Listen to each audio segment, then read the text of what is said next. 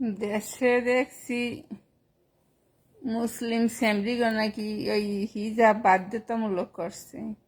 ইয়ার মুসলিম ফ্যামিলিকেও করছে করছে অসুবিধা নাই, ইয়ার প্রভাব যেন অন্য ধর্মের মানুষের প্রতি না পড়ে। মুসলিম ফ্যামিলিকেও বোরকা পরা, হিজাব পরা, পারলে সালার বস্তাও পরার সমস্যা নাই, কিন্তু এর প্রভাব যেন অন্য ধর্মের মানুষের প্রতি না পড়ে। হ্যাঁ, খ্রিস্টান, হিন্দু, বৌদ্ধ এগো উপর না পড়ে এর প্রভাবটা আর কি।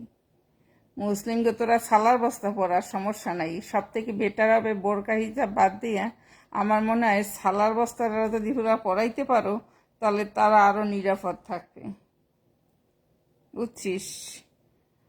তারা দেখি ঢাকা শহরে তো কিছু হাই সোসাইটি আছে না, এরা তো ইউরোপিয়ান লাইফ স্টাইল চলাফেরা করে, তারা কি কোনো প্রতিবাদ আন্দোলন মিছিল করে না? এটা একটু দেখার অপেক্ষায় আছি। ভালো কথা, তোরা হিজাব, বোরকা, ছালা, সব থেকে আমি একটা ইনফরমেশন দিই, ছালার বস্তা যদি পরাইতে পারো, মিনিগেট চালের বস্তায় তো এখন চালের বস্তা হয় না না, আগে তো চালের বস্তায় ছালার বস্তা ইউজ করা হইতো। এখন কি ছালার বস্তা আছে কি জানো? সত্যি সত্যি যদি ছালার বস্তা চালের বস্তায় থাকে তাহলে এর খুব ডিমান্ড হয়ে যাবে।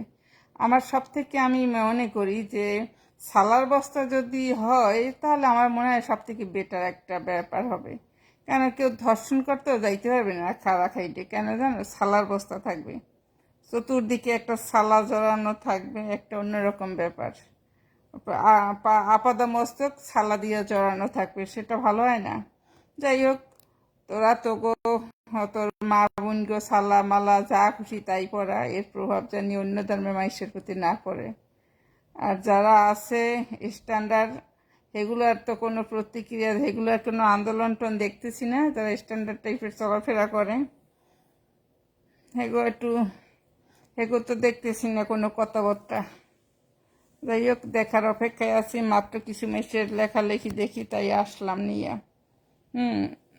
আমার কাছ থেকে নিয়ে আনলো ভিডিওটা, সব থেকে সুবিধা হয় তোলা সালার বস্তাটা পরাই দিবি। বাসা থেকে যখন তোকে মাইয়া পোলারা কলেজে যাবে, জাস্ট একটা সালা ধরিয়া পড়াই দিবি। সালা কি দিয়ে সালা বানায়? পাট খেতে ওই জন্য গোপালগঞ্জ যাইতে হবে। সালা আনতে গেলে ওই যে গোপালগঞ্জের লাইনে মনে হয় পাট ক্ষেত আছে না, ওই যে গোপালগঞ্জে ওই ফরিদপুরে ওই সাইডে মনে হয় হয় ওই যে কি হয়, পাট গাছ। তা পাট গাছ থেকেই মনে হয় সালার বস্তা বানানো হয়। তার মানে এটা গোপালগঞ্জের টেইলার্সের দ্বারাই অর্ডার দিতে হবে সালার বস্তা বানাইতে। গোপালগঞ্জ, ফরিদপুর এই লাইনেই মনে হয় পাট ক্ষেত আছে, আর এই লাইনেই মনে হয় পাট বেশি হয়। তার মানে এই লাইনের যত দর্জি আছে, ভাই এখনই তোমরা সালার বস্তা অর্ডার করে দাও। আর এখানে ওই যে সামনে হয়তো সবাই সালার বস্তায় ঢুকবে, সমস্যা নাই। এবার গোপালগঞ্জ আর ফরিদপুরের ভাগ্য পরিবর্তন হয়ে যাবে, কেন যে পরিমাণ সালার বস্তার অর্ডার হবে তাদের কিন্তু অনেক টাকা পয়সা ইনকাম হয়ে যাবে। তাই আপাতত রাখছি।